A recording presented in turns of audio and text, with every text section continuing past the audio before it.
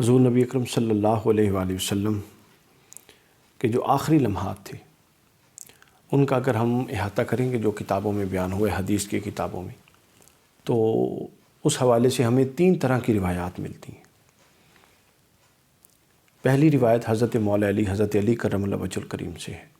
دوسری روایت حضرت ام سلمہ رضی اللہ تعالی عنہا سے ہے، اور تیسری روایت حضرت انس بن مالک اور حضرت سیدہ فاطمہ الزہرا سلام اللہ علیہا رضی اللہ تعالیٰ عنہ ان سے متعلق ہے۔ اور خواتین و حضرات، ان تینوں روایات میں ہمیں ایک سبق ہے۔ اللہ کا نبی سراپا رحمت سراپا خیر ہوتا ہے۔ حضور نے خود فرمایا کہ بے شک میری حیات بھی تمہارے لیے خیر ہے اور میری وفات بھی تمہارے لیے خیر ہے۔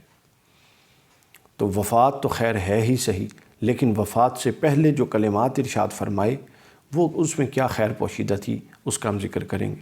پہلی روایت جو حضرت مولا علی کرم اللہ وجہ الکریم سے، حضرت علی فرماتے ہیں کہ جب حضور علیہ الصلوۃ والسلام کا آپ فرماتے ہیں حضور کا جو آخری کلام آپ نے فرمایا وہ کیا تھا؟ 2 چیزوں سے متعلق تھا۔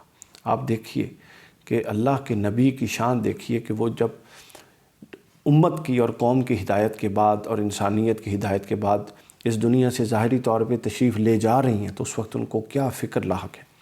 2 چیزوں کی ہدایت دی حضرت علی فرماتے ہیں۔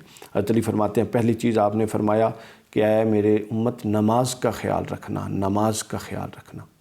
اور دوسری چیز آپ نے فرمائی کہ اپنے زیر دست اور جو آپ کے ماتحت لوگ ہیں ان کا خیال رکھنا۔ 2 نصیحتیں فرمائی بس، یہ حضرت علی سے۔ پھر اس کے بعد حضرت ام سلمہ رضی اللہ تعالیٰ عنہ سے روایت، آپ فرماتی ہیں کہ حضور علیہ الصلوۃ والسلام نے وفات کے وقت، وفات سے کچھ عرصہ پہلے انتقال فرمانے سے جو بات فرمائی اس میں 2 چیزوں کا ذکر تھا۔ فرماتی ہیں پہلی چیز کیا تھی؟ پہلی چیز یہ تھی کہ اے لوگوں نماز کا خیال رکھنا، نماز کا خیال رکھنا۔ اور دوسری چیز یہ تھی کہ اپنے زیر دست لوگوں کا خیال رکھنا، اپنے زیر دست جو تمہارے ماتحت ہیں ان کے حقوق کا اور ان کے ساتھ نرمی کا اور ان کے ساتھ خیر کا سلوک کرنا۔ یہ حضرت علی اور حضرت ام سلمہ رضی اللہ عنہما ان سے روایت تھی۔ آپ اندازہ کر لیجئے کہ آخری کلمات آقا نے کیا فرمائے۔ اس کے بعد حضرت عائشہ صدیقہ رضی اللہ تعالی عنہ سے مروی، حضرت عائشہ کی حدیث طویل حدیث ہے، یہ حدیث صحیح بخاری میں بھی ہے کہ جب حضور علیہ الصلوۃ والسلام کا آخری وقت تھا تو آپ کی طبیعت مبارک پر کچھ بوجھ تھا، تو آپ نے وہ مسواک، حضرت عبد الرحمن تشریف لائے، حضرت عائشہ صدیقہ رضی اللہ عنہ کے جو بھائی تھے، تو ان کے پاس مسواک تھا۔ وہ اشارتاً حضور نے حضرت عائشہ کو فرمایا، مسواک آ گیا، پھر حضرت عائشہ نے وہ مسواک نرم کر کے حضور علیہ السلام کے مبارک منہ کے اندر رکھ دی۔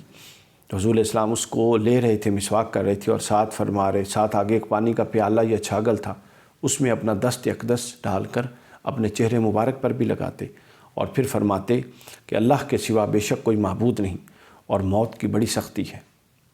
یہ پیغام تھا حضور علیہ الصلوۃ والسلام کی۔ تو یہ پوزیشن تھی کہ انبیاء، خود حضور نے فرمایا، خود حضور حدیث پاک ہے کہ جب موت ما من نبی یمرض الا خیروا بین الدنیا والآخرہ، جب نبی کا معاملہ آتا ہے تو اس کو تو اختیار دیا جاتا ہے کہ وہ کیا دنیا میں رہنا چاہتا ہے یا اللہ کے حضور جانا چاہتا ہے۔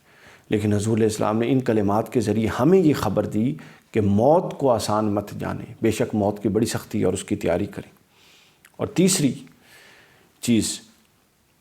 تیسری بات جو آپ کے آخری کلمات سے متعلق بیان ہوئی، حضرت انس بن مالک سے روایت فرماتے ہیں کہ آخری لمحات میں جب حضور علیہ الصلوۃ والسلام کی طبیعت مبارکہ گراں تھی، اس پر بوجھ تھا، خنودگی کی کیفیت تھی، تو حضرت سیدہ کائنات پریشان ہو گئیں یہ کیفیت دیکھ کے، اور آپ نے بتقاضۂ بشریت اس تکلیف اور دکھ کا اظہار کیا۔ تو حضور علیہ الصلوۃ والسلام نے کیا فرمایا؟ لیس علی ابیک کرب بعد الیوم، کہ فاطمہ تیرے والد پر آج کے بعد کوئی دکھ نہیں آئے گا۔